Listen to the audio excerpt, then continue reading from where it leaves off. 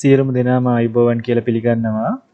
ඉතින් අපි කලින් වීඩියෝ එකෙන් කරා ග්‍රාම නිලධාරී විභාගය ඔන්ලයින් ඇප්ලයි කරන්නේ කොහොමද කියන එක. ඉතින් ඊට පස්සේ ගොඩක් අය ඇප්ලයි කරගෙන යනකොට ඇප්ලයි කරාට පස්සේ විවිධ ගැටලු රාශියක් මතුවලා තිබුණා. ඉතින් මම ඒ කීපයක් අද ඔයාලට කතා කරනවා. මුලින්ම ගොඩක් අය කියලා තිබුණා ඇප්ලිකේෂන් එක ෆිල් කරලා ඔක්කොම ඉවරයි. ඒත් ඇප්ලිකේෂන් එක ඩවුන්ලෝඩ් කරාට පස්සේ ඩවුන්ලෝඩ් වෙන්නේ නැහැ කියලා. ඊට පස්සේ තවත් කට්ටිය කියලා තිබුණා පේමන්ට් එකක් කරා සල්ලිත් කැපුණා. මැසේජ් එකක් ආවා රෙෆරන්ස් නම්බරේ දෙන්න ඉන්නේ නැහැ කියලා. හරි. අපි බලමු ඒ වගේ තවත් ගැටලු තියෙනවා අපි ඉතින් කතා කරමු. දැන් බලමු අපි මුලින්ම ඇප්ලිකේෂන් එක අපි කොහොමද ඩවුන්ලෝඩ් කරගන්නේ මොන වගේ ගැටලුද එන්නේ කියන එක. අපි මුලින්ම දැන් අපි මුලින් ඉඳන් යමු. ඔන්න මම දැන් මගේ ඇප්ලිකේෂන් එක ඩවුන්ලෝඩ් කරගන්න තමයි හදන්නේ. ඔයගොල්ලෝ හැමෝම හොඳ අවධානයෙන් බලාගෙන ඉන්න. අපි මුලින්ම ඇප්ලයි කරන්න ගිය විදිහටම donets.lk වෙබ්සයිට් එකට පිවිසෙන්න ඕනේ.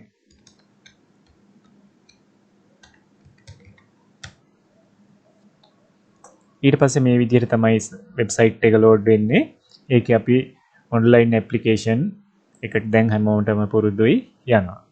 මෙන්න මේ වගේ පේජ් එකකට තමයි අපි ඔය එන්නේ. මෙතනින් හැමෝම එක්සෑම් එකේ ඇප්ලිකේෂන් එක ෆිල් කරා.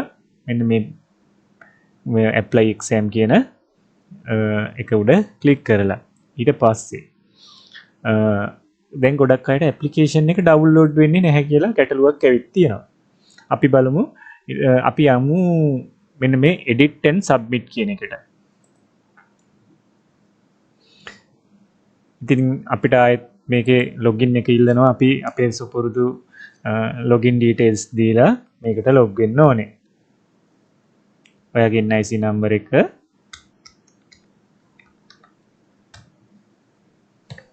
මම පොඩ්ඩක් ඉක්මනට කරගෙන යනවා.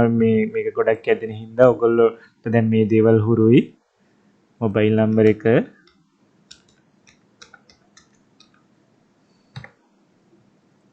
ඊමේල් ඇඩ්‍රස් එක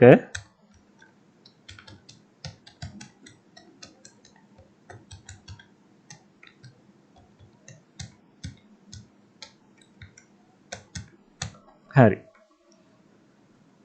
ටයිප් කරගෙන agree වුණා. I am not Robert. next. මෙන්න මේ අවස්ථාවේදීම ඕගොල්ලෝ ලබා දුන්න ෆෝන් නම්බරයට සහ ඕගොල්ලන්ගේ ඊමේල් එකට යන දෙකටම වෙරිෆිකේෂන් කෝඩ් එකක් එනවා. ඉතින් බලමු. තාම මට වෙරිෆිකේෂන් කෝඩ් එක ආවේ නැහැ. OTP සමාවෙන්න OTP කෝඩ් එකක් එනවා. හරි. දැන් මට SMS එකට කලින් මගේ මේල් එකට OTP කෝඩ් එක ආවා.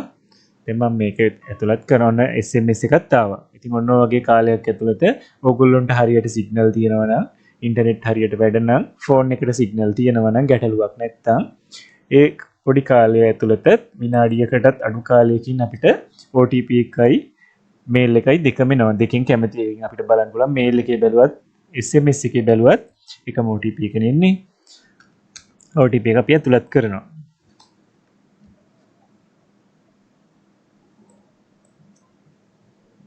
හරි.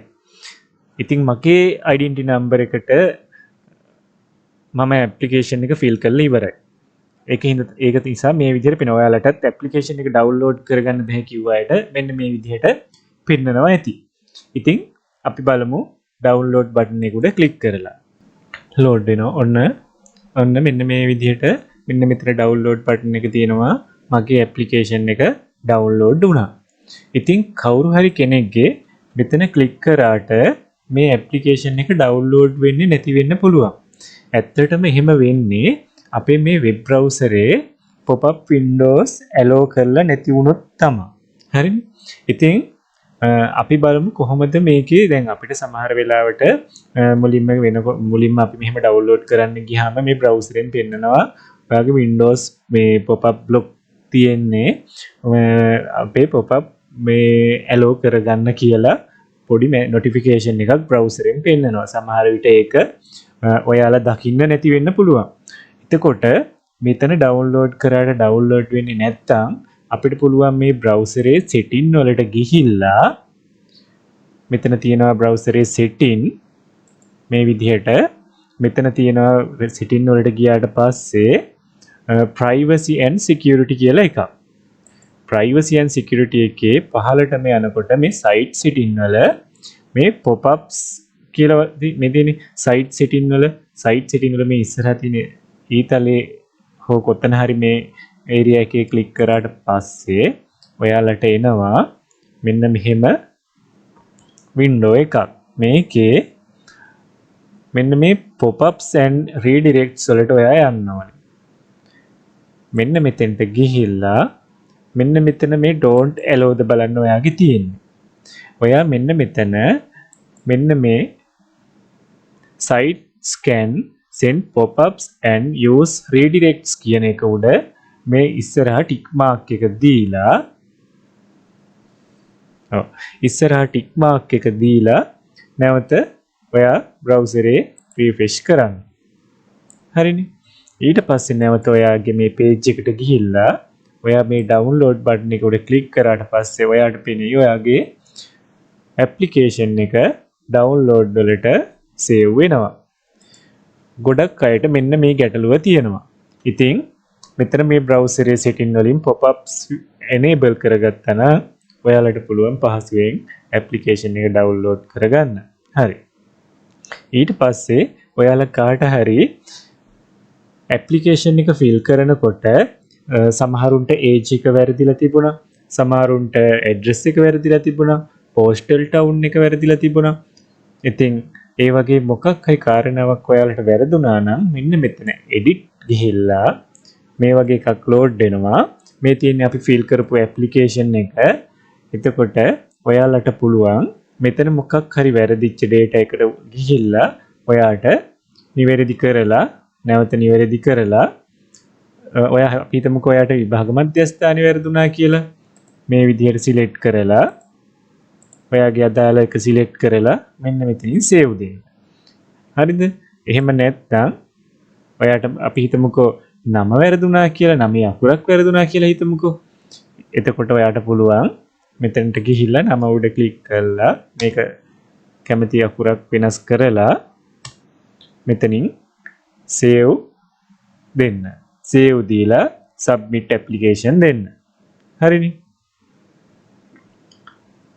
එතකොට ඔන්න application එකේ වෙනස්කමක් කරගන්නත් ඔයාට දැන් පුළුවන්. ඊට පස්සේ තව කෙනෙක්ට ප්‍රශ්නයක් තිබුණා. එයා payment එක කරා එයාගේ account එකෙන් සල්ලි අඩු වෙලා message එකක් ආවා reference number එක දැන් එයාට තියෙනවා. අනේ එතනින් එහාට යන්න පෙන්නන්නේ නැහනේ. ඔයගොල්ලෝ කලබල වෙන්න එපා. ඔයාලගේ application එකේ ඔයාලා මුලින්ම කරගන්න ඕනේ නිවැරදිව data ටික fill කරලා ඒක application එක save කරගන්න. save කරගත්තට පස්සේ ඔයාට පුළුවන් එතනින් ඉදිරියට ගිහිල්ලා payment එකට ගිහිල්ලා ඔයාගේ card number එක දීලා ඔයා payment කරාට පස්සේ ඔයාට මුකුත් window එකක් එතනින් ඉදිරියට load උනේ නැත්නම් ඔයාලට පුළුවන් නැවත මුල් පිටුවට ඇවිල්ලා මෙන්න මේ පිටුවට එන්න ඔයාලා දන්නවනේ. ඊට පස්සේ මෙන්න මේ continue after payment දෙන්න. මෙන්න මෙතනට ඔයාලගේ payment reference number එක add කරලා proceed කරලා ඉදිරියට යන්න පුළුවන්. එතකොට ඉදිරියට යන විදිහේ මගේ කලින් වීඩියෝ එකේ තියෙනවා කොහොමද ග්‍රාම නිලධාරී විභාගය online apply කිරීම. මම description එකේ link එක දාන්නම්. ඔයාලට එතනින් ගිහිල්ලා ඕනනම් වීඩියෝ එක බලලා ඒකේ ආකාරයට පැහැදිලිව ඔයාලට මේකේ step ටික ඉදිරියට යන්න පුළුවන්. හරි. අපි කතා කරා කොහොමද application එක download වෙන්නේ නැත්නම් download කරගන්නේ, කොහොමද edit කරන්නේ, කොහොමද payment එකෙන් පස්සේ ඉදිරියට යන්නේ කියන එක ගැටලු තිබුණා ගොඩක් අයට. මෙන්න මේ වගේ පොඩි දේවල් කිහිපයක් තමයි මේකේ තියෙන්නේ. මේක ලොකුවට ඔලුවට අරගෙන ඒක ගැන හිතන්න අවශ්‍යතාවයක් නැහැ. මේකේ ගොඩක් වැරදි මේ ඉඩකඩ අඩුයි. ඒ විදිහට තමයි මේක තියෙන්නේ. බොහොම පැහැදිලි. ඉතින් ඔයාලට පුළුවන් නිවැරදිව apply කරන්න. සම්පූර්ණ ඇප්ලයි කරන විදිය ඕනේ නම් මගේ කලින් වීඩියෝ එක බලන්න මම ඩිස්ක්‍රිප්ෂන් එකේ link එක දාන්නම්. මම ඔයාලට ඉතාමත් පැහැදිලිව කිසිම දෙයක් නොදන්න කෙනෙකුට වුණත් පැහැදිලිව එක්සෑම් එක ඇප්ලයි කරන විදිහ කලින් වීඩියෝ එකේ දාලා තියෙනවා. හරි. ඔයාලට මේ ගැටලු වලට අමතරව තව මොනවා හරි ගැටලු තියෙනවා නම් මට මේ වීඩියෝ එකේ කමෙන්ට් එකක් දාන්න. මම ඔයාලට ඕන වෙලාවක රිප්ලයි කරන්න සූදානම්. හරි යාළුවනේ. මේ වීඩියෝ එක ඔයාලට වටිනවා කියලා හිතනවා නම් වීඩියෝ එකට ලයික් එකක් දාලා channel එකත් subscribe කරන්න.